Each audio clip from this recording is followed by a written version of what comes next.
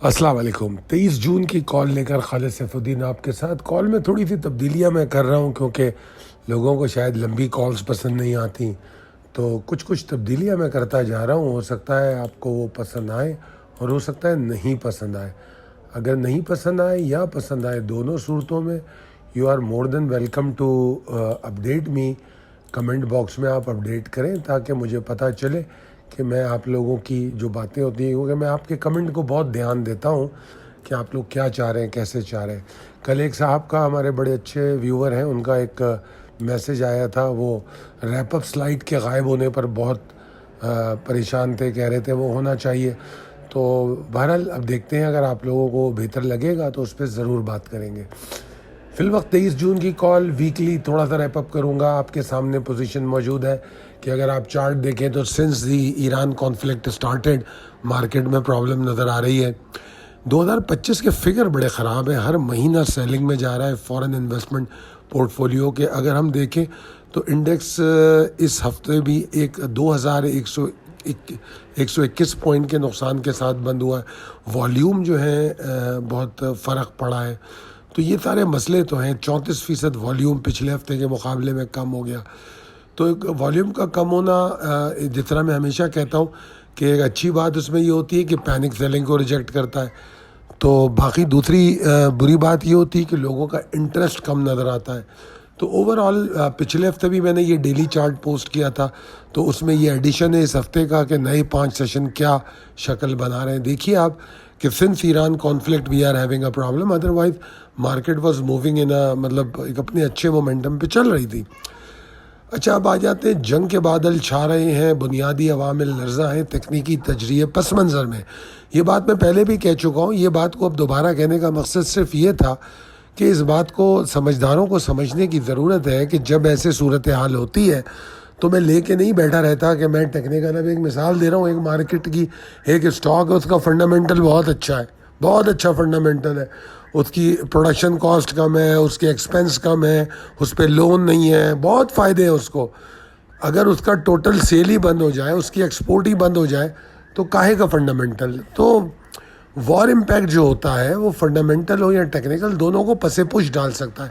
تو یہ سلائیڈ کو دکھانے کا مطلب صرف یہ تھا، مطلب شدت پسندی کا مظاہرہ کرنے کے بجائے کہ ارے یہ تو کام ہی نہیں کرتے، یہ بیکار ہے، بلکہ یہ سمجھیں کہ کس چیز کی اہمیت کن حال میں کس طرح ہوتی ہے۔ اگر میں کنکلوڈ کروں اس ہفتے کو تو میں یہ کہوں گا کہ بلز تو جناب کوشش کر رہے ہیں کہ کسی طرح بیلنسنگ کریں، اٹمپٹ بھی کر رہے ہیں، مگر بیئرس کی طاقت زیادہ ہے باوجود بلز کی ایفرٹ کے۔ انڈیکس جو ہے 1,19,000 والے جو 500-400 والا لیول ہے، اس کو 3 دفعہ تو تسلسل کے ساتھ ٹیسٹ کر چکا ہے اور اس کے قریب ہی کلوز ہو گیا ہے۔ تو یہ ساری پریشانی کی باتیں تو ہیں، ٹھیک ہے نا۔ ویک میں کوئی ایسی خاص ہمیں پازیٹیوٹی تو نظر نہیں آتی، ٹھیک ہے، مگر بلز کی ایفرٹ ضرور سمجھ آتی ہے کہ نیوٹرلائز کیا جائے۔ اب نیوٹرلائز کیسے ہوگا وہ آنے والی خبروں سے ہوگا، ٹھیک ہے نا، کیونکہ اگر ویکلی چارٹ کو یا ڈیلی چارٹ کو دیکھو تو ڈپریشن بالکل سامنے ہے۔ وار ایسکلیشن کے بعد سے جو تسلسل ہے، مڈل ایسٹ کا جو وار ایسکلیشن ہے وہ بالکل تسلسل کے ساتھ ہے اور اس کو ہم ایوائڈ نہیں کر سکتے۔ تو اب جو جیو پولیٹیکل اپڈیٹس ہیں، پازیٹیو اپڈیٹس، جس طرح آج کی سب میں پازیٹیو اپڈیٹ جو ہے وہ یہ ہے کہ بلکہ میں نے ایک پیپر بھی اپڈیٹ کیا تھا جس پہ ہمارا ویو، جو لیٹسٹ خبریں ہیں، بلکہ ویو نہیں، جو لیٹسٹ ایران اسرائیل کی خبریں ہیں وہ آپ کے ساتھ شیئر کی تھی واٹس ایپ گروپس پہ، آپ نے پڑھی ہوں گی۔ تو صدر ٹرمپ نے جو 15 دن کا ٹائم مانگا ہے وہ بڑا آئیڈیل سچویشن ہے کہ 15 دن ملتے ہیں جو ہے ڈپلومیسی کو، کہ اس معاملے کو کہیں کسی طرح انگیج کیا جائے دونوں ملکوں کو۔ اور میں سمجھتا ہوں کہ یہ 2 ہفتے کا بریک لینے سے اسرائیل کو بھی اندازہ ہوگا کہ امریکہ ڈیسپریٹ نہیں ہے اس وار میں گھسنے کے لیے، اور نعوذ باللہ خدا نہ خواستہ اگر امریکہ اس وار میں انٹر ہو گیا تو آئی ڈونٹ تھنک کہ we can avoid 3rd world war, کیونکہ جاپان، چائنا اور رشیا وہ اس چیز کو بہت باریک بینی سے دیکھ رہے ہیں۔ اور میں سمجھتا ہوں صرف چائنا اور رشیا ہی نہیں، بلکہ جو اس ایشیا کے بھی مختلف ملک ہیں سوائے انڈیا کے، سارے جو ہے اس کے خلاف بات کریں گے اور ایران کے حق میں بات کریں گے۔ تو یہ تمام چیزیں بہت پریشانی کی طرف لے جائیں گی. ابھی اس کی ڈیٹیل میں جانا نہیں چاہتا, مگر میں یہ سمجھانا چاہتا ہوں کہ میرے اس پیپر کو پڑھ لیجئے, اور دوسرے اس بات کو سمجھ لیجئے کہ market under the influence of geopolitical development رہے گی. ٹیکنیکلی اگر میں دیکھوں تو کیا ٹرینڈ سجیسٹ کر رہا ہے فردر ڈاؤن سائڈ, 1,19,102 تک تو جانا کوئی بڑی بات نہیں ہے, بالکل جا سکتا ہے. اب یہ 1,19,500 اور 400 جو ہے یہ ہمارا اہم ترین ایریا تھا. اب وہ مجھے جو موو نظر آتی ہے وولیٹیلٹی, وہ اس کو 1,19,102 تک کھینچ سکتی ہے, ایسا لگتا ہے مجھے. بلکہ سوری, میں 102 کہہ رہا ہوں, آپ اس کو 110 لکھ لیجئے, کیونکہ یہ میں نے ٹائپنگ ایرر ہے. 1,19,110 تک شاید اس کو کھینچ سکتی ہے. تو بہرحال یہ کم و بیش جتنی والیٹیلٹی ہے, زون جو ہے اتنے لمبے لمبے ہی بنیں گے. اچھا, بات یہ ہے کہ یہ کروشل ایریا ہے, اگر اس ایریا کو توڑ دیتی ہے تو پھر مارکیٹ کے اندر پرابلم پیدا ہوگی, 1,17,000 کو بھی چلی جائے گی. ان حالات میں بھی target accumulation, selective stock, fundamentally آج بھی ایک اسٹاک کی بائنگ کرائی ہے اور مختلف اسٹاکس کی بائنگ کرا رہا ہوں. اور میں تو جب سے واپس آیا ہوں میں مسلسل ایک ہی بات کہہ رہا ہوں کہ بھائی آپ وہ اسٹاک خریدیں جو لانگر ٹرم میں آپ ہولڈ کر سکتے ہیں, کیونکہ آپ کو اس میں موقع ملے گا بائنگ کرنے کا. امپورٹنٹ لیول اینڈ ٹریگرز پہ اگر ہم جائیں تو دیکھ لیں 1,19,500 400 اہم چیز ہے, اہم ایریا ہے کہ مارکیٹ اس کے اوپر رہتی ہے یا نہیں رہتی.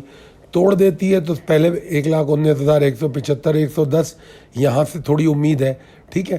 یہ توڑ دیتی ہے تو پھر 1,17,000. اچھا, بلز کی جو ریکورنگ ایفرٹ شروع ہوتی ہیں صحیح معنوں میں وہ 1,21,747 کے اوپر شروع ہوتی ہیں. اگر آپ آج کے سیشن دیکھیں تو اس میں جو ایریا میں نے بتایا تھا وہ کیا تھا, 1,00,000 کیا تھا وہ, یار میں بھول گیا. ریپ اپ چارٹ پہ آپ نے دیکھا ہوگا وہ 1,20,000 سم تھنگ کا تھا. تو میں ابھی آپ کو دیکھ کے بتا دیتا ہوں, پیچھے چلوں میں. 1,20,790 755. تو اور میں نے آڈیو میں 1,20,865 کو ریپیٹ کیا تھا. اس کی وجہ یہ تھی کہ پہلے سے وہ 865 کا لیول چل رہا تھا, بعد میں وہ تھوڑا چینج ہو کے 790 755 ہو گیا تھا. اینی ویز یہ غلطی مجھ سے پچھلی کال میں ہوئی تھی. تو یہ جو 1,20,828 کا آئی ہے وہ یہی بات بتاتا ہے کہ وہاں تک جا کے ہم نیچے آ گئے. یعنی کہ آپ دیکھیں تقریباً 750 پوائنٹ ہم ہائی سے نیچے آئے. تو ریزسٹنسز کی اہمیت کا پتہ اس چیز سے چلتا ہے اگر آپ ریپ اپ چارٹ پہ اہمیت دیتے ہیں. اچھا, اب امپورٹنٹ لیول ٹریگر پہ دوبارہ آ گیا ہوں میں.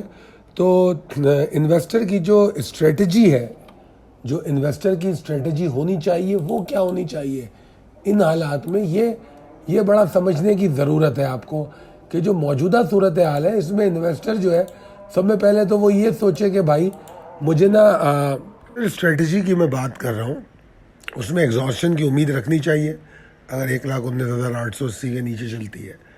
اور پھر اگر ایسا ہوتا ہے تو ہم پھر اس صورت میں کیا کریں گے, ہم اس صورت میں نا ٹارگٹ ایکیومولیشن کریں گے. ہم ایگریسو نہیں ہوں گے مال خریدنے کے لیے, ہم بیک فٹ پہ مال لیں گے. انویسٹر فوکس کرے گا, کس چیز پہ فوکس کرے گا یہ بھی آپ کو یہاں سمجھنے کی ضرورت ہے کہ انویسٹر کس چیز پہ فوکس کرے گا. انویسٹر اس بات پہ فوکس کرے گا کہ لانگ ٹرم ویلیو اسٹاک لینے چاہیے, سوئنگ ٹریڈ کی اپرچونیٹیز کو پکڑنا چاہیے, ٹھیک ہے نا. اور ہماری ٹریڈنگ کا رسک مینجمنٹ اچھا ہونا چاہیے.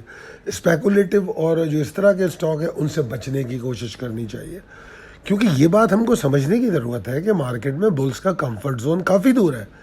ابھی تو ہمیں وولیٹیلٹی سے نکلنا ہے, ریکوری کی طرف آنا ہے, جیو پولیٹیکل سچویشن کو دیکھنا ہے کہ وہ اسٹیبل ہو رہی ہے نہیں ہو رہی, آئل کدھر جا رہا ہے, اس کے بعد جا کے مارکیٹیں سنبھلنا شروع ہوں گی.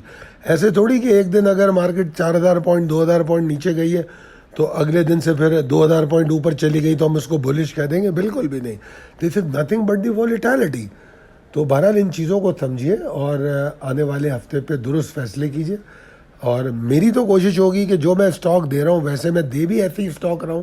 ابھی بھی آپ کو وہی اسٹاک دوں گا منڈے کے لیے, جو زیادہ تر ایسے اسٹاک ہوں گے کہ اگر مارکیٹ گرے بھی تو آپ کے لیے کوئی مصیبت نہیں ڈالیں گے. تو یہ میرا نقطہ نظر اس وقت یہ ہے, ٹھیک ہے جی. تو میرا یہ بھی خیال ہے کہ اسٹریٹجک سلیکشن ہونی چاہیے اور ایگزیکیوشن بڑی پریسائز ہونی چاہیے ٹیکنیکلس کو سمجھتے ہوئے, سینٹیمنٹ کو سمجھتے ہوئے, ٹھیک ہے جی. اور سلیکشن تو آپ دیکھیے جیسے اس وقت مارکیٹ بند ہے اس وقت کی جا سکتی ہے, ایگزیکیوشن حالات کو دیکھ کے کی جا سکتی ہے. تو یہ تمام چیزیں تکنیکی چارٹ کے مطابق امکانات اور حکمت عملی میں نے آپ کو سمجھا دی.